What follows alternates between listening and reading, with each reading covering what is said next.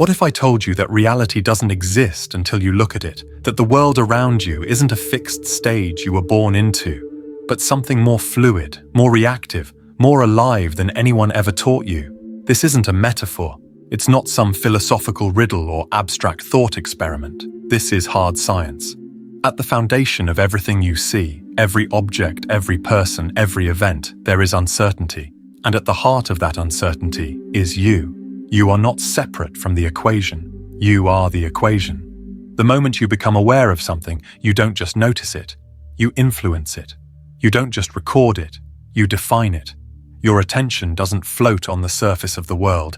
It shapes it, bends it, commands it. That's not an opinion. It's a fact rooted in quantum mechanics, the branch of physics that governs the tiniest building blocks of reality. And once you grasp what that truly means, you'll never see your life, or yourself, the same way again. Think of how you've been conditioned to view life.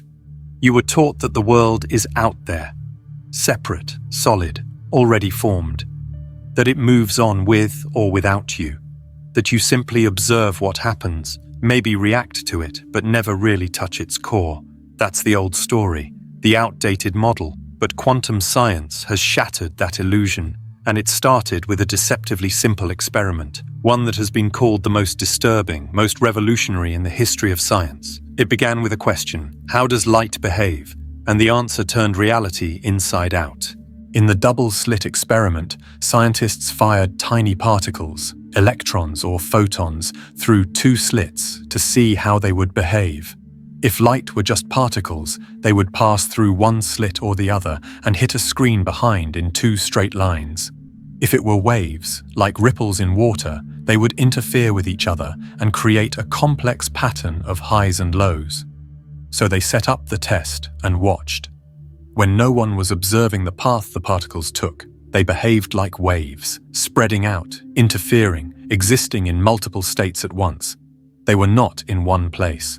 They were in all possible places, pure probability, pure potential. But the moment someone tried to measure which slit the particle actually went through, as soon as an observer entered the equation, everything changed.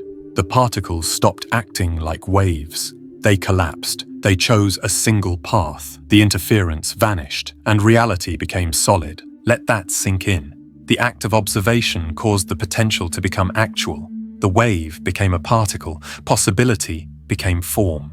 The only variable that changed was human awareness, the observer. That one change altered the outcome. This means, in no uncertain terms, that the universe is not independent of you. It does not finalize itself until you show up, until you engage, until you witness. It's not a universe that exists regardless of your presence. It is a universe waiting on your presence. So what does that mean for your life? It means you are not an extra in a movie someone else wrote.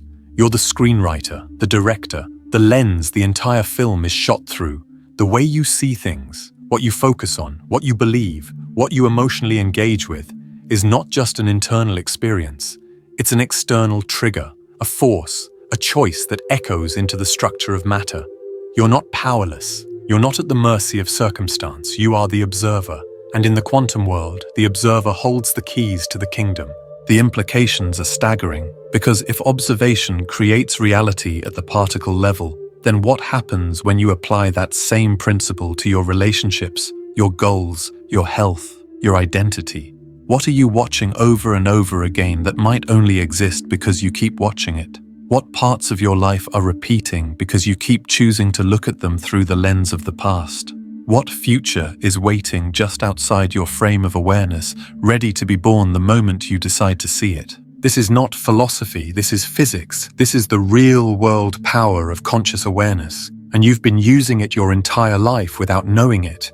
Every time you dwell on what's wrong, you reinforce it. Every time you envision what's possible, you begin to build it. Your attention is not neutral, it is magnetic, it is creative, it collapses uncertainty into experience. And the world around you right now is more flexible, more dynamic, and more responsive than you've ever imagined. You're not just living in reality, you're collapsing it into existence, one observation at a time. You've probably been told your entire life that you're supposed to find your place in the world, that you're meant to figure out who you are, what you're capable of, and how to succeed within the limits you've been given.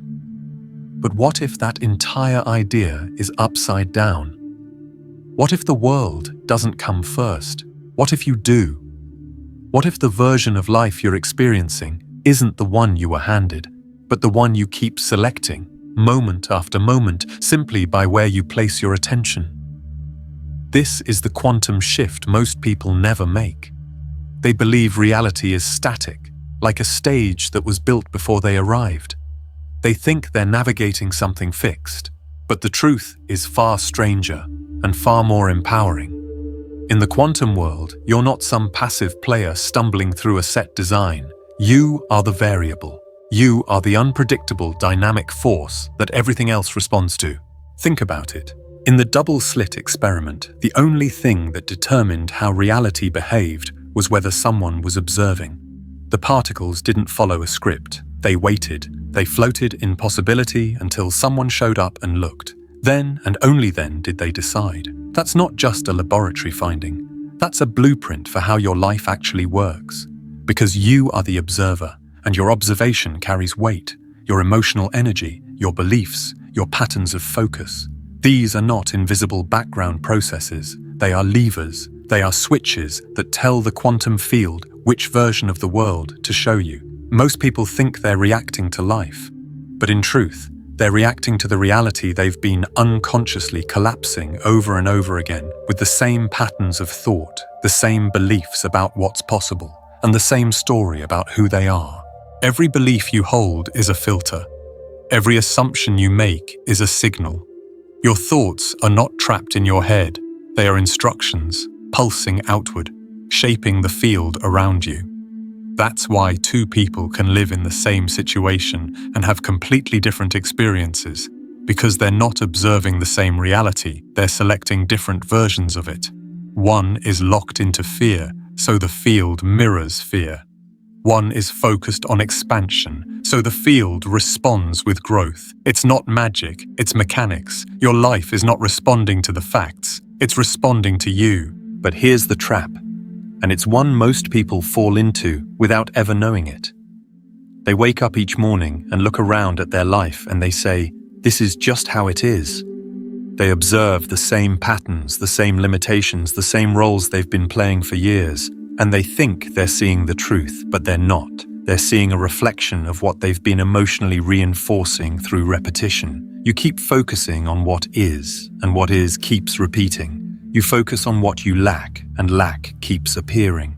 Not because you're cursed, not because life is cruel, but because observation stabilizes experience. It's a feedback loop, and it's incredibly precise.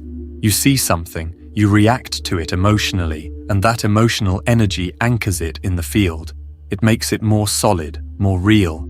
Then you see it again, and reinforce it again. Over time, this loop becomes invisible.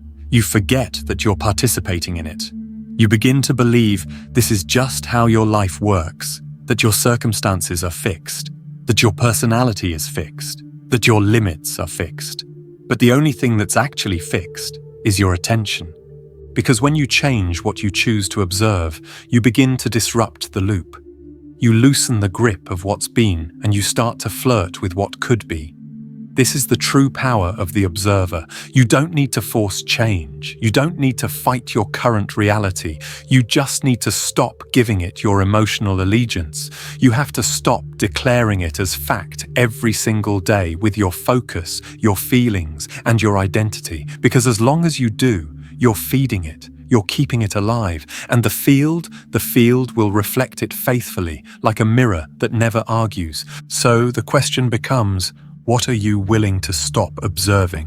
What part of your life are you done reinforcing, not because you hate it, but because you finally see the role your attention has played in keeping it alive? This doesn't mean ignoring your life. It means understanding how your awareness shapes it. It means shifting from the mindset of "this is what is" to "this is what I'm choosing to see."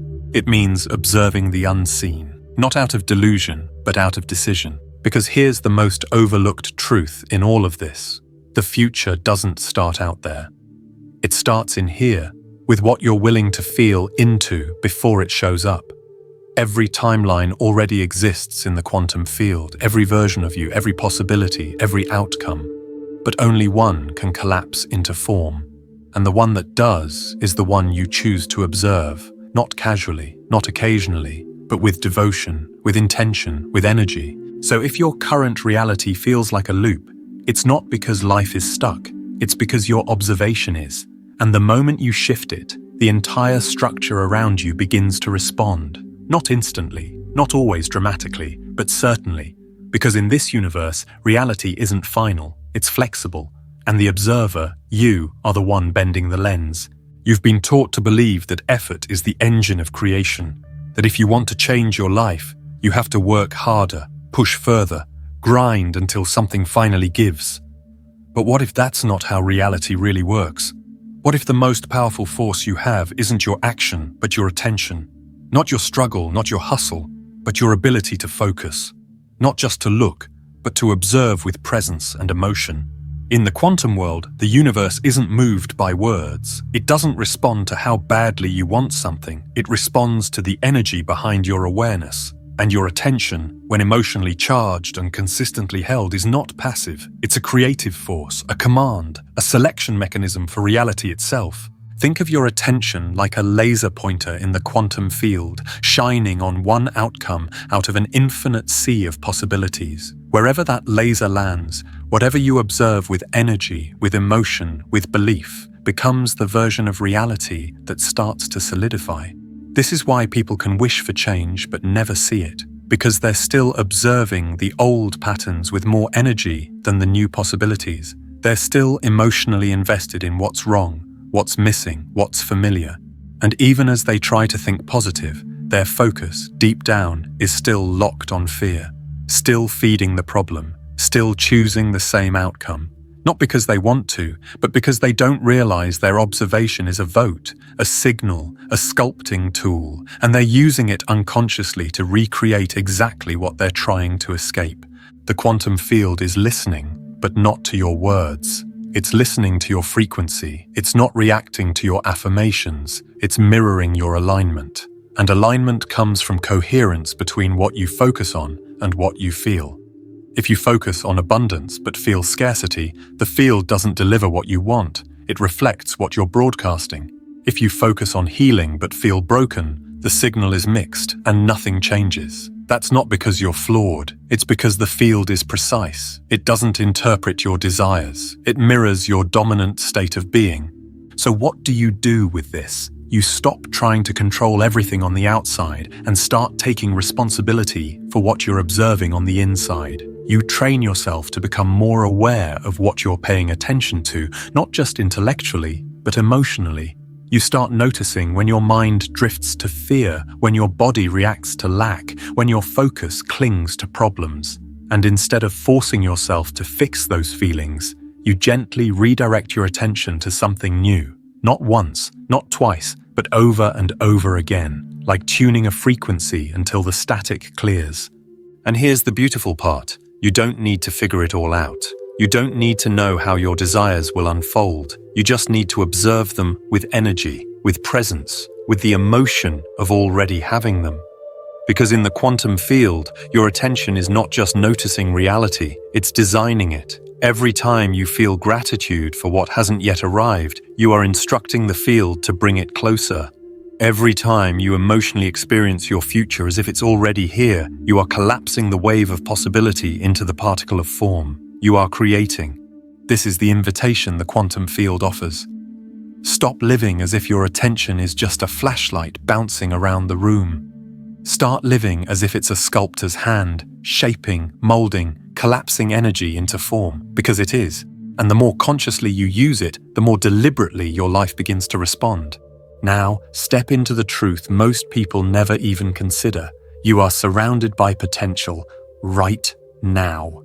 Every version of your future already exists as a probability in the field. There is a version of you who is already living in alignment, already successful, already free. There's a version of your life where the things you want aren't goals, they're realities.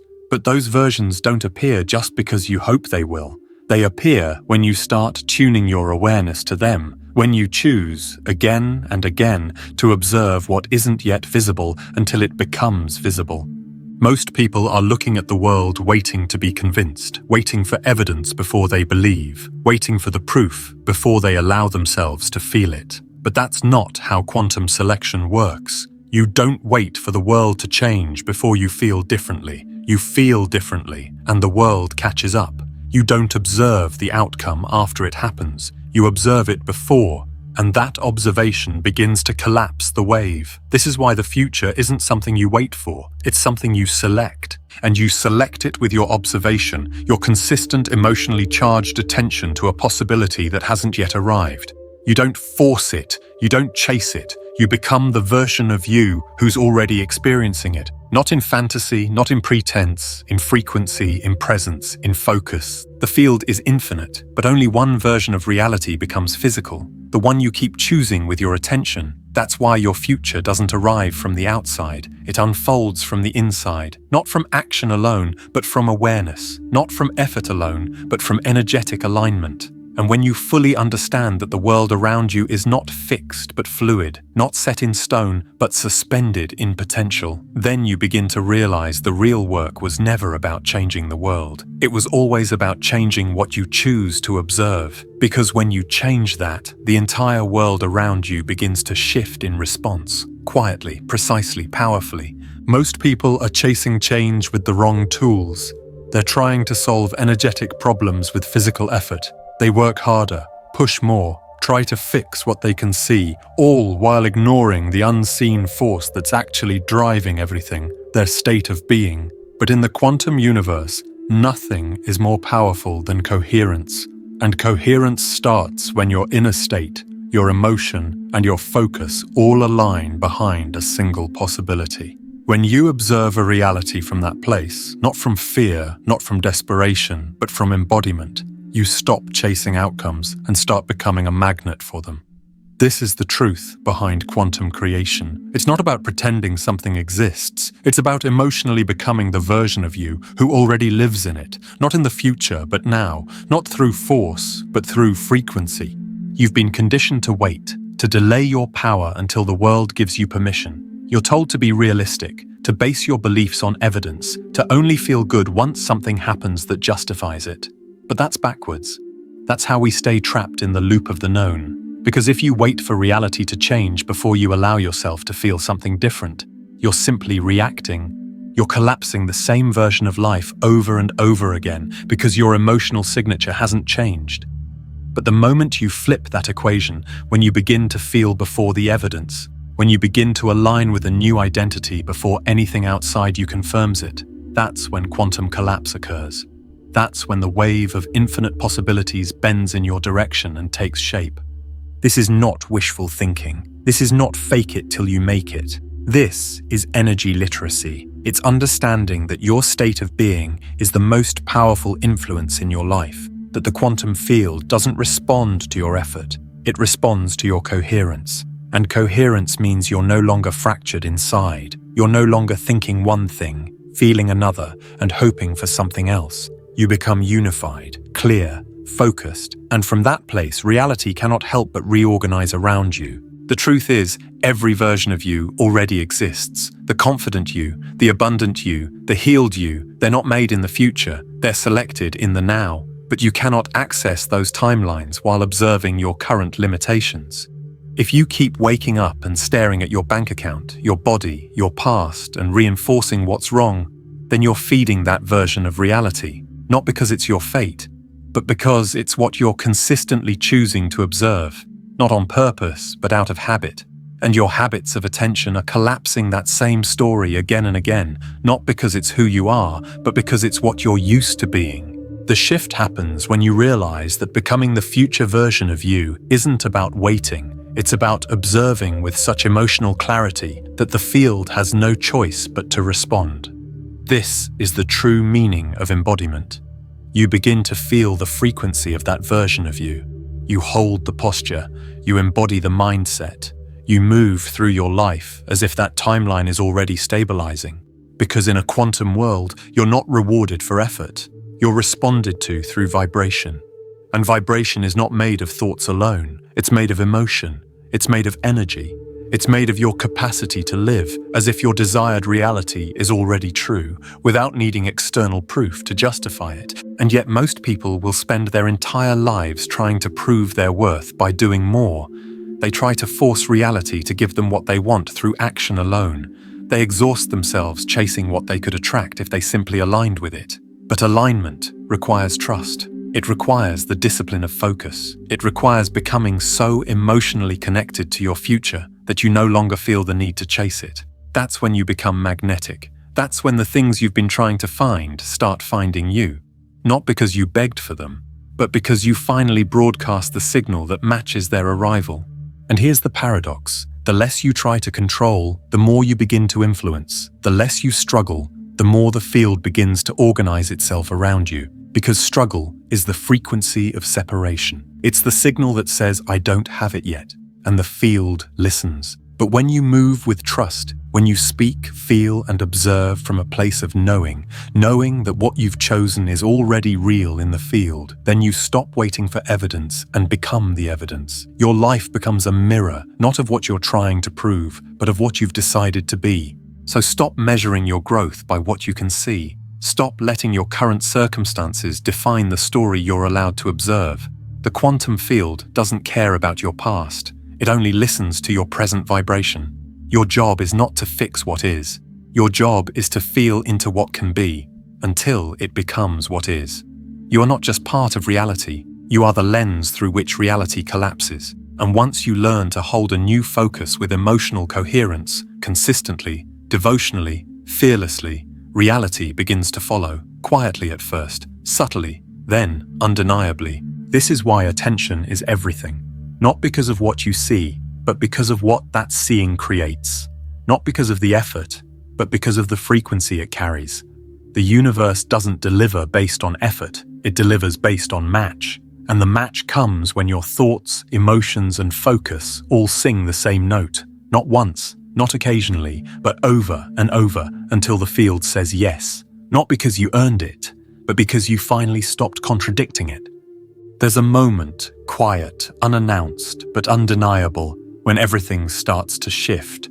It doesn't look dramatic from the outside. You're not shouting from rooftops or making grand announcements, but inside, something is different. Something has clicked. You stop needing signs. You stop checking for proof. You stop trying to convince yourself that your new life is possible and instead begin to know that it's inevitable. You stop reacting and start observing. And in that moment, reality begins to bend. You've entered the collapse. The wave of infinite possibilities that once floated just outside your reach starts to fold inward. The version of you've been practicing, feeling, observing, suddenly it stops being a fantasy and starts becoming your reflection. This is the unseen tipping point, the energetic crossover that separates the dreamers from the creators. Up until now, maybe you've held the vision. Maybe you've done the inner work. You've practiced embodying the feeling of what you want, imagining it clearly, tuning into its frequency. But now, something deeper happens.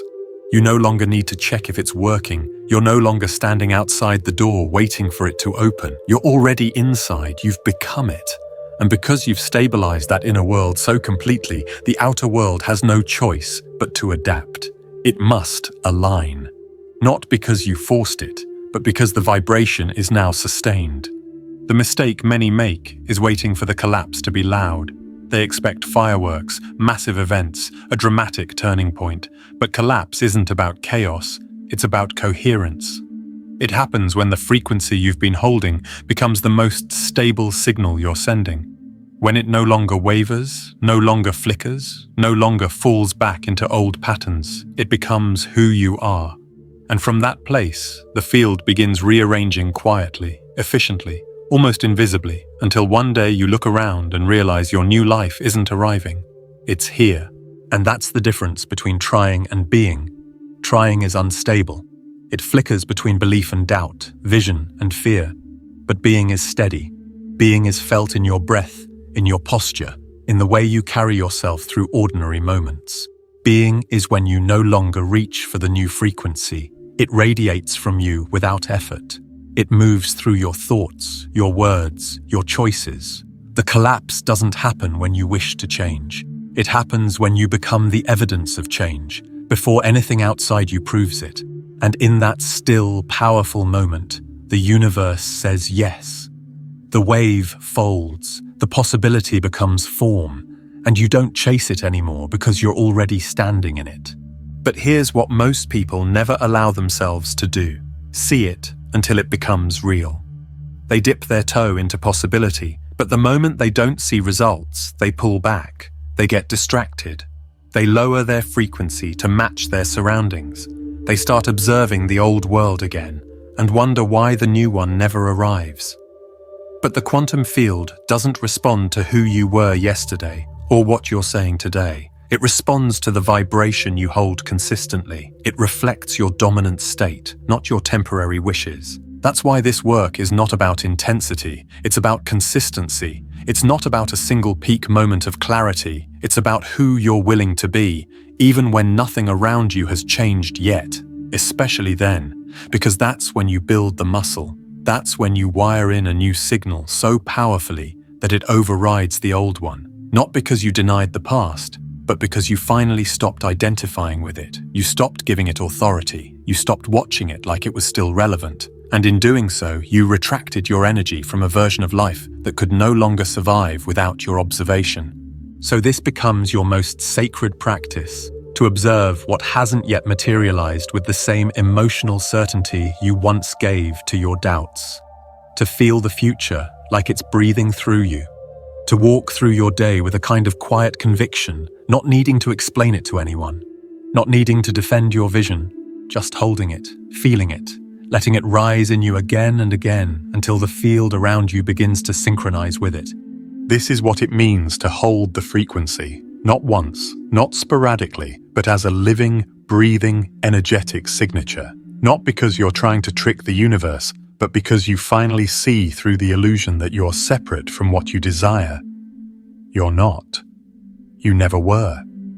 The separation was only a mismatch in frequency, and once the match is made, once your attention and your embodiment begin to speak the same language, there is nothing left to chase, only reality left to receive. This is where it gets powerful. Because once you realize the only real work is maintaining the internal state, you stop outsourcing your transformation. You stop needing other people to believe in you. You stop needing your bank account or your relationships or your body to give you permission to feel whole. You start being the cause, not the effect. You start radiating the signal, not waiting to receive it. And the moment that becomes your default, not just your goal, but your normal, the old patterns lose their gravity. The timelines you once replayed on loop fade into the background, no longer fed by your focus, and the new pattern, the new possibility, becomes the one that holds your gaze. This is the art of conscious creation, not making something happen by force, but selecting what already exists in the field and observing it so clearly, so consistently, so energetically, that it has no choice but to become your experience. You stop looking at life as something that unfolds randomly, and you start treating every moment of attention as a moment of authorship, every emotion as an energetic instruction, every choice as a vote for the version of reality you're ready to live in. And here's the final shift. You don't wait for the world to give you the evidence that your new reality is forming. You become the evidence. You live it before anyone sees it. You feel it before anyone agrees with it. You embody it until the outer world mirrors it back so clearly that it feels inevitable. Because it is. You didn't beg for it. You didn't chase it. You observed it until it collapsed into form. And now you walk through the world not as someone hoping for change, but as someone radiating change. Not as someone trying to create from lack, but as someone selecting from abundance. This is how timelines shift. This is how quantum reality responds. This is how you stop repeating what was and start anchoring what's next. You observe what you've chosen, not once, but until the field recognizes it as truth, until reality has no choice but to fall in line. And from that moment forward, life will no longer feel like something that happens to you. It will feel like something that's happening through you, because you are no longer the seeker, you are the signal. You are no longer reacting, you are selecting. And that, more than anything, is why the observer effect doesn't just change the way we understand reality, it changes everything.